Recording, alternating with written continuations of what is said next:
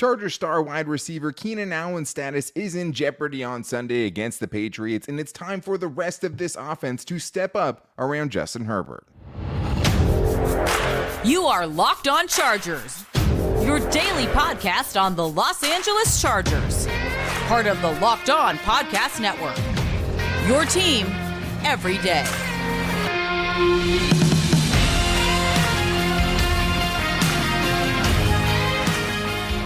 What is up, and welcome into the Locked On Chargers podcast. I'm your host, Daniel Wade, joined as always by my co-host, David Drogemeyer. And we've been covering the Chargers together now for 8 seasons, but this is our 6th year as the host of this Locked On Chargers podcast, bringing you your team every day. Thank you guys, as always, for making us your first listen today. And to make sure you never miss the show, go subscribe or follow for free on the Locked On Chargers YouTube channel and listen wherever you get your podcast from. David, what do we got today? Today, Daniel, it's all about beating the Patriots. Unfortunately, we have not seen the Chargers beat the Patriots as long as we have been the hosts of the Locked On Chargers podcast. 2008 is a long time ago. Yeah. I want to see that change on Sunday. On offense, we got to tell you which position group needs to step up in the potential absence of Keenan Allen. And on defense, it's all about making those backup quarterbacks continue to look really, really bad. And then we got to give you some bold and game predictions. The Chargers haven't done much right defensively this year, but making backup quarterbacks look bad is actually one of the things they have done well. But today's episode is brought to you by Game Time. Download the Game Time app, create an account, and use the code LOCKEDONNFL for $20 off your first purchase. Last-minute tickets, lowest price, guaranteed. David, let's get into our keys for success here for the Chargers. Offense going up against was not a bad defense, right? They've had some bad games, but overall, pretty decent defense and, one of the best defensive game planners in the NFL and in NFL history they're going up against. And you don't want to have to go up against them without your best weapon, which is potentially what's going to happen this week for the Chargers because Keenan Allen did not practice on Wednesday or Thursday. We'll see what Friday looks like, right? We'll see what his designation is, but a DNP on both of those days is huge. He finished the last game, so, I think there is some hope, but at the same time, even if he did play, right? Like, Bill Belichick thrives in taking away your best weapon. That's just what he does. He's always been good at it. Even, in the last 3 games that Keenan Allen has had against Bill Belichick, he hasn't had more than 6 catches or 77 yards against the New England Patriots. So it's like he's always been able to at least slow him down some. That's including the 2018-2019 playoff game as well. But, the Chargers still should have more than enough, right, offensively to get something going to be a 2-9 Patriots team, but some other guys have to step up. Absolutely right. They definitely do, and I think a position group I'm looking at specifically that needs to step up, and it's the tight ends. In this game specifically, I'm looking for the Chargers to feature Gerald Everett, to be able to feature Donald Parham, because they're going to need them. Going into any game without your wide receiver 1, 2, or 3 is never ideal. So you got to be able to look at another position group to kind of pick up the slack. So I'm looking at the tight ends to be able to kind of manipulate and maybe take advantage of some matchups. If they're able to kind of get them in the slot, covered up by Miles Bryant, the 5'9" corner, I think there's a big opportunity to take advantage of that. He's allowing a passer rating of 111.9 so far this season. He's also given up 414 yards on 43 receptions. So I think that's a big matchup opportunity for the Chargers if they're able to kind of scheme Donald Parham Jr., potentially a 6'8" tight end on a 5'9" corner. I think you like those odds every day of the week. Yeah, and I think really what it comes down to is this is the best options you have left, right? Lean into the guys that you have, because at this point, I'm pretty sure most Charger fans would agree that they probably trust Gerald Everett and Donald Parham more than they trust any receiver that could be suiting up for the Chargers on Sunday, obviously, if Keenan Allen doesn't play, right? But, yeah, I think, the next guy is Quentin Johnston. How much do you trust Quentin Johnston at this point? That's the problem with this game is, I do think, the Patriots have been decent against tight ends this year, but I think if you're the Chargers, right, and you're Kellen Moore, who has had, outside of this year, a lot of success with your tight ends, you have to have a game plan that's centered around getting those guys the football and trying to exploit those matchups.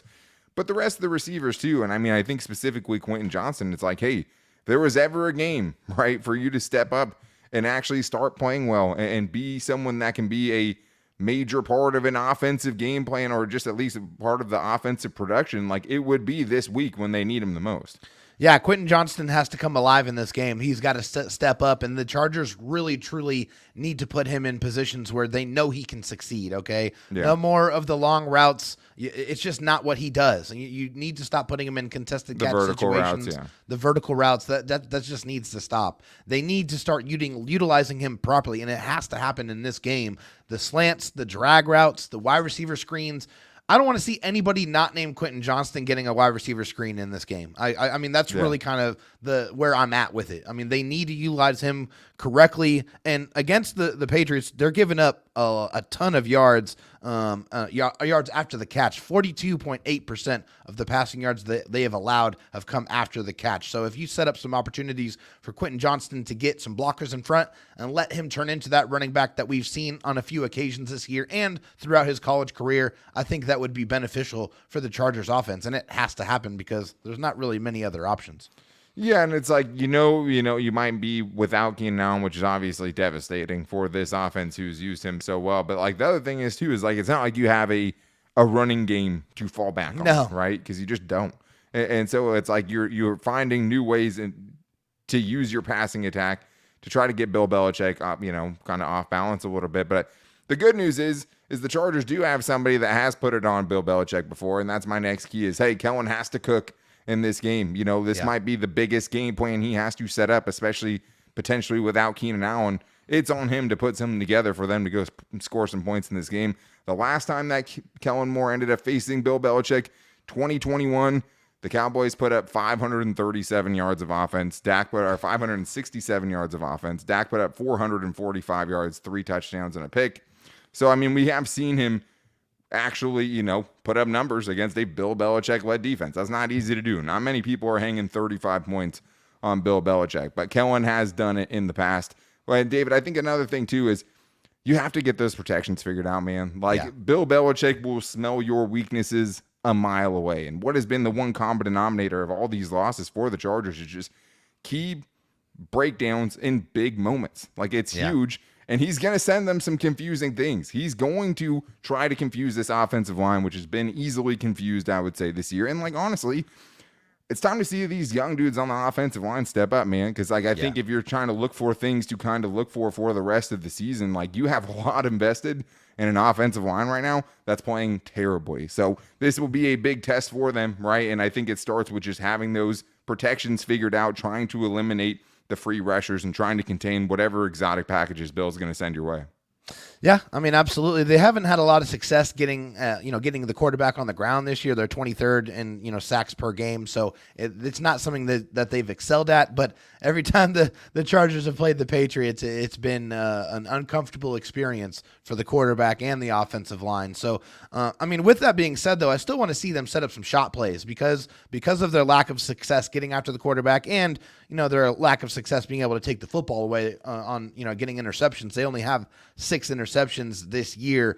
I think that the Chargers need to manufacture some shot plays. I mean, that we haven't seen any really big, long, attempts down the football field. I think Jalen Guyton needs to get a couple. I mean, I really want to see, where he's really streaking down the field and they give him a chance to run under it. I think that's something that you can manufacture a couple of times in this football game.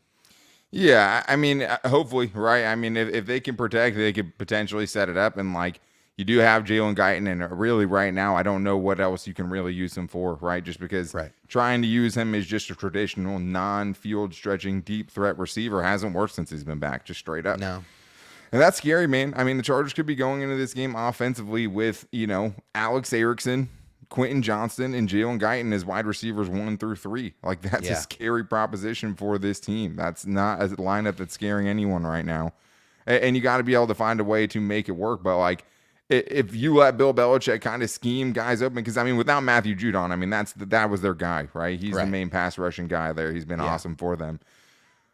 But the thing is Bill can do it just with schematics, right? If you have a bad offensive line, which the Chargers have, he can figure it out. If you can solve that, then maybe you can find some plays down the field. But for me, I want to get into the defensive keys for success here because the Chargers are going to potentially struggle on offense. They have to be able to find a way through it.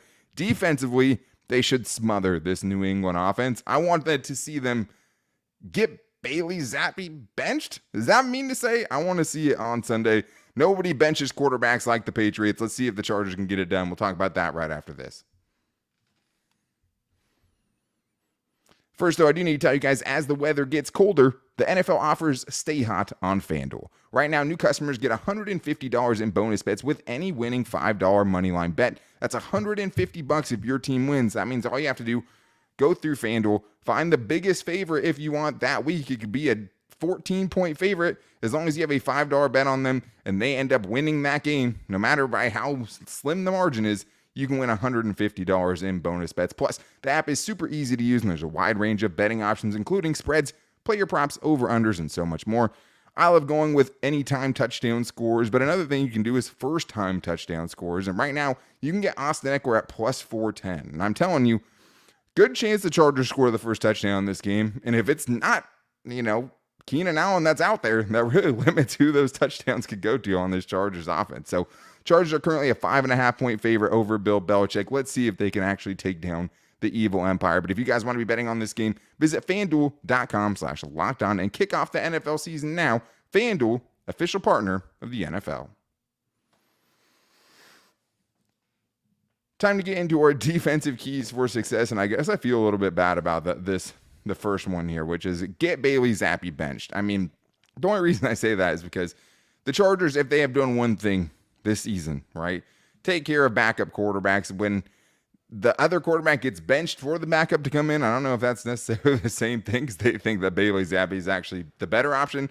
Mac Jones, you should be able to smother him too.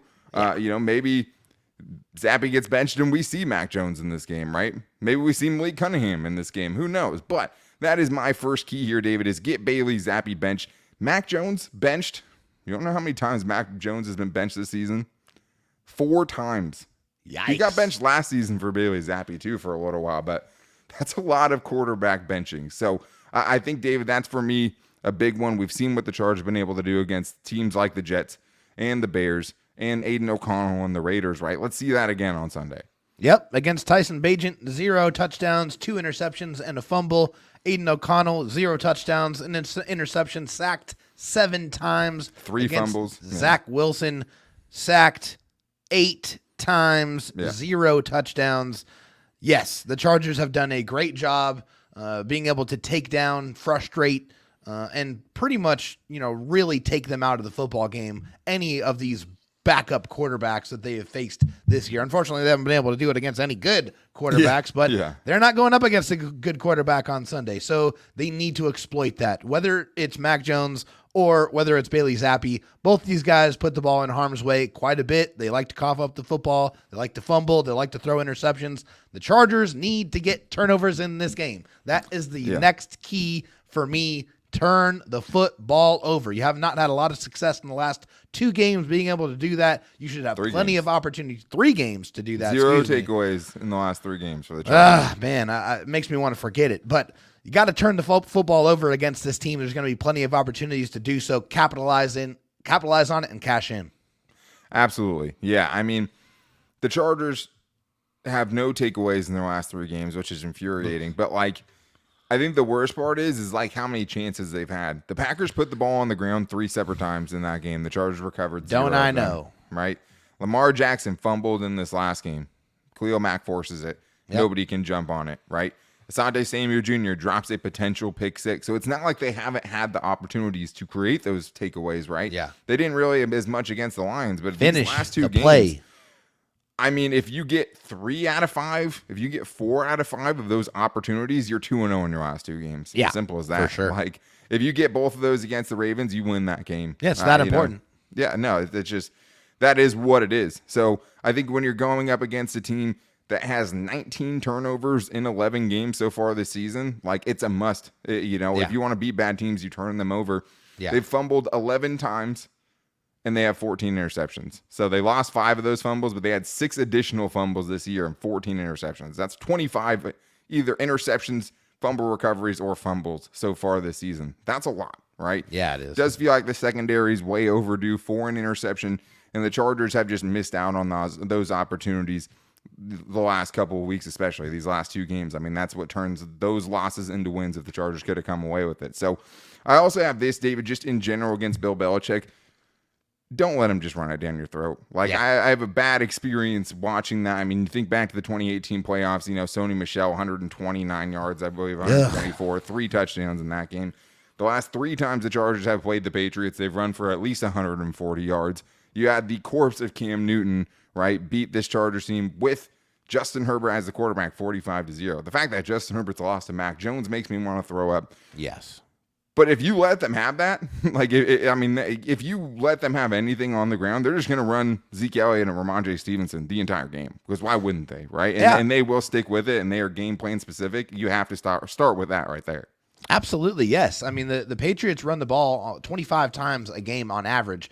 And when they're switching up their quarterback, they're going to run it even more than that in this game. I guarantee you they're going to try to attempt to run the football over 30 times in this football game because in the passing game, they're going to try to set up a lot of quick shots, a lot of, really easy, simple reads, throws to the flat, wide receiver screens, get the ball out of the quarterback hands quickly. That's what they're going to try to do. And they're going to try to control the ball, and they're going to try to run the ball as much as they possibly can. So the Chargers need to get a lead to be able to take that running game away from them, but they better expect it, and they better expect it a lot.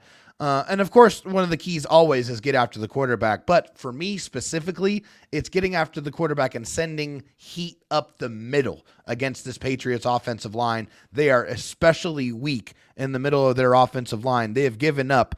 Center Mark Andrews has given up 16 pressures and 4 sacks. Sidney Sow has given up 2 sacks, 3 hits. I think it's David Andrews, right? Excuse me, David Andrews. I apologize. Yes, David Andrews. Long time, center for the Patriots. Cole Strange, their other guard, has given up 20 pressures, 3 hits, and 3 sacks. So a lot of pressures, a lot of sacks given up in the middle of that Patriots offensive line. The Chargers should send Morgan Fox. They should, send Khalil Mack on the inside a couple of times to get some looks against these guards. The real opportunity to be able to fire them up is up the middle against this Patriots offensive line. Yeah, and it'll be interesting to see, what Morgan Fox's snap count looks like. A little higher last week, getting him a little bit more on the field last week. But you're also playing against a team who might try to just run the ball down your throat. You know what I mean? So, do they keep him off the field on early downs because of that? And that what would scare me about that is the Patriots going off of play action. Even Bailey Zappe, if you're going to let them go play action and open up these big throwing windows, anyone can dice you up with some of the windows we've seen from the Chargers and their defense specifically. But to get yourself in those, situations where you're not going to have to worry about that as much, is you do have to be better against the run, like we talked about, and you do have to be better against the quick passing game. I mean, listen to this, just to back up your point there. Per Next Gen Stats, Bailey Zappe averaged 1.1 air yards per attempt in the second half against the Giants. My goodness. When Zappe wasn't throwing it behind the line of scrimmage or at the line of scrimmage, he was 1 out of 4 with an interception on passes 5+ yards down the field. There it is. Right? And honestly, I'm surprised that teams don't do that against the Chargers more and just throw it out to the outside and make their cornerbacks get off blocks and tackles.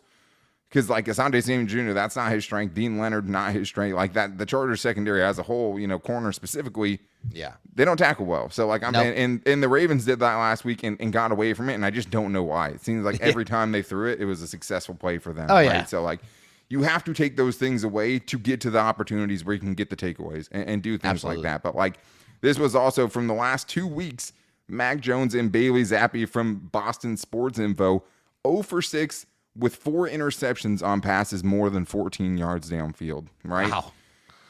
If they get it going in this game, it's not because Bailey Zappe and Mac Jones are good, right? It's just a pure indictment on the Chargers defense. This is what they've done against other teams, right? I'm telling you. 0 for 6 with 4 interceptions, right? 67% of the time they're going 14 or more yards down the field, they're throwing interceptions.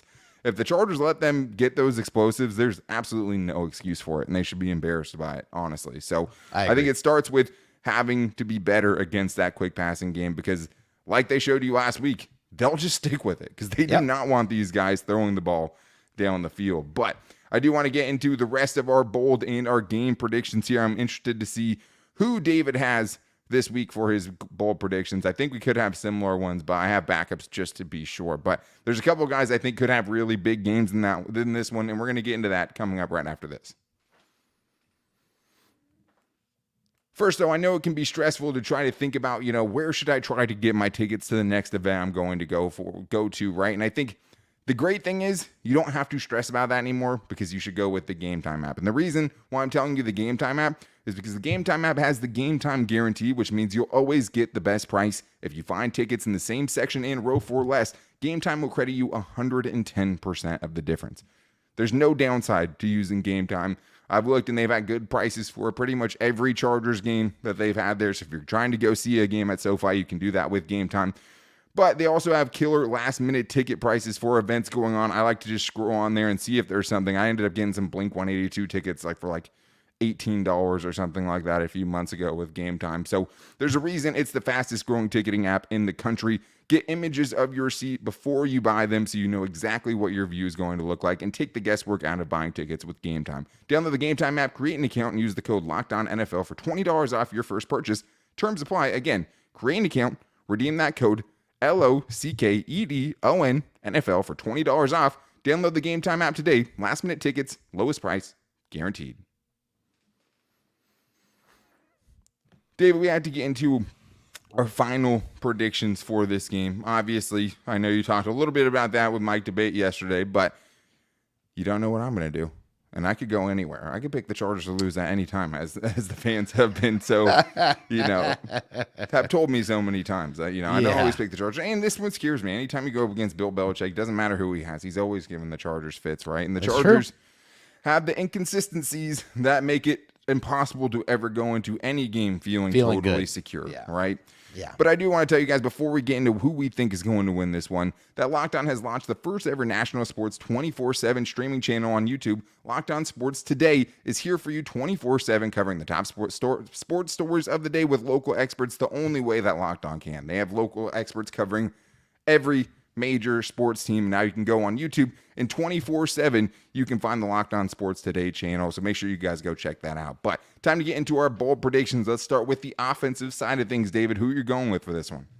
Yeah, I mean, obviously, if you guys watch the show, the Keys for Success, I always kind of like to foreshadow a little bit what my offensive and defensive bold predictions are going to be. So I talked about the tight ends needing to step up in this one and how I feel like the Chargers definitely need to feature Gerald Everett heavily in the game plan, and I hope that they do so, and my bold prediction says that they are. I'm going 10 catches, 130 yards, and 2 touchdowns for Gerald Everett in this football game. Get him running, get him in open space, and let him, grown man, run over everybody till he gets to the end zone.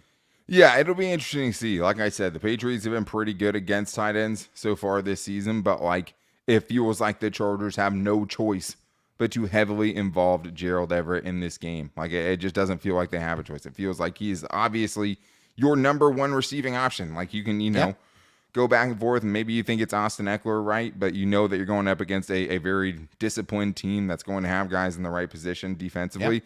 If you're going Gerald Everett, I'm going to go very bold. I'm going to go with Quentin Johnston for this one. It just feels like another, player where it's like, if Quentin Johnston plays in this game, it's like either Alex Erickson and Jalen Guyton are getting 25 targets in this game, or Quentin Johnston's going to have, 7, 8, 9, 10 targets potentially, especially with the Chargers' inability to run the football, right? I could see him, 10 targets, 6 catches, 90 yards, and a 40-plus yard touchdown. That would almost double his best game ever, which is 5 catches for 50 yards. I want it. Back. I want to see it.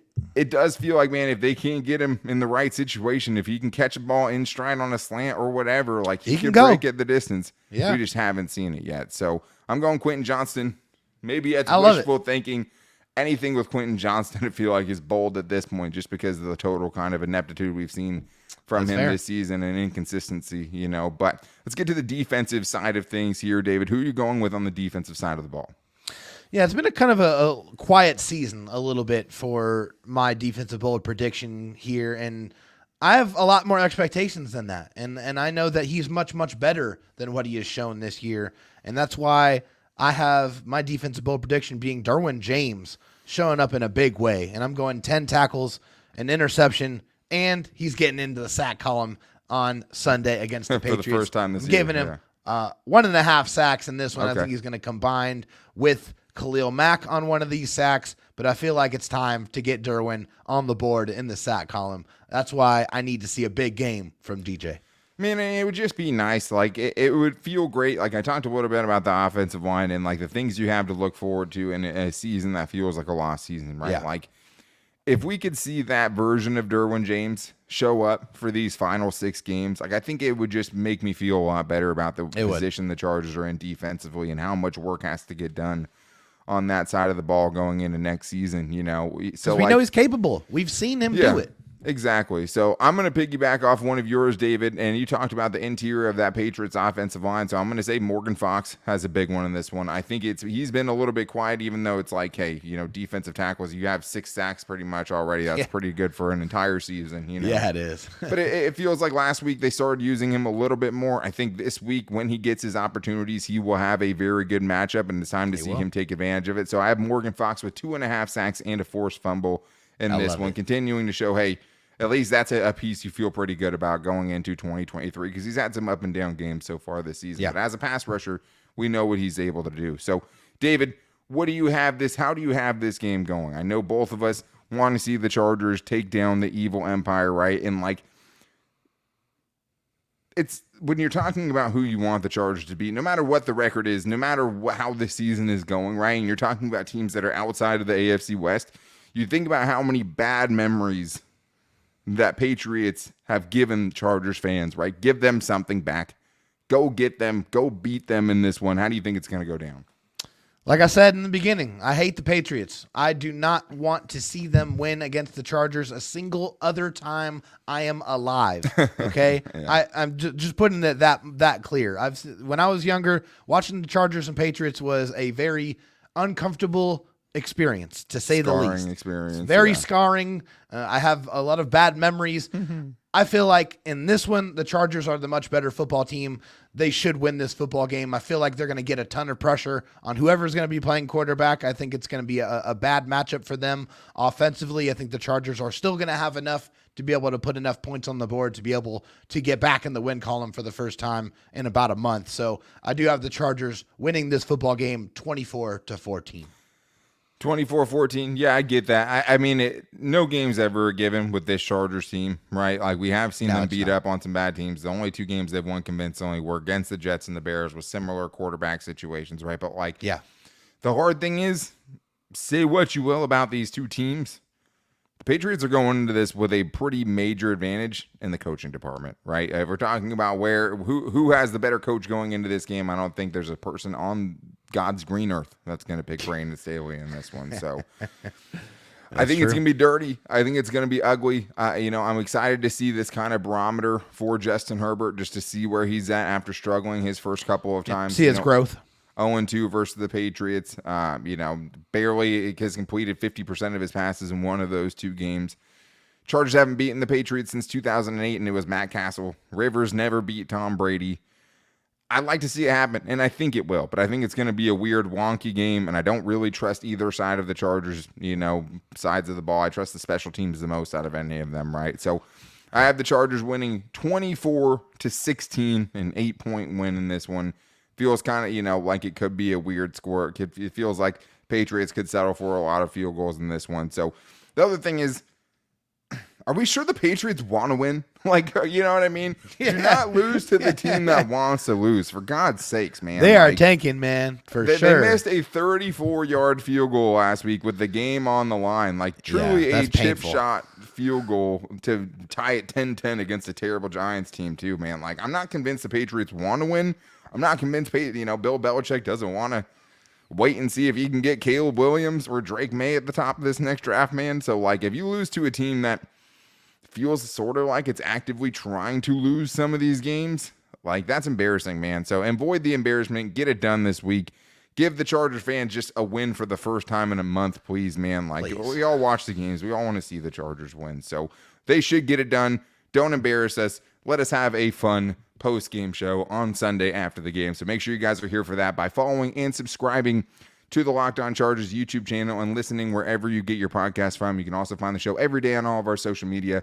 You can find us on Twitter at Locked On LAC, on our Instagram at Locked On Chargers, and our Locked On Chargers Facebook page. You can also find me on Twitter at Dan Talk Sports and David Drogemeyer at DroTalkST. Let's see them take down the evil empire. Let's see Bill Belichick with a mad scowl on his face and having to, talk about how good Justin Herbert is after the game. We want to see it. We want to have a fun post-game show for it on Sunday night. So make sure you guys are back here with us. Early start time, 10 a.m. Pacific time. We'll be with you guys in the afternoon after that. But until then, guys, take it easy and go Bolts.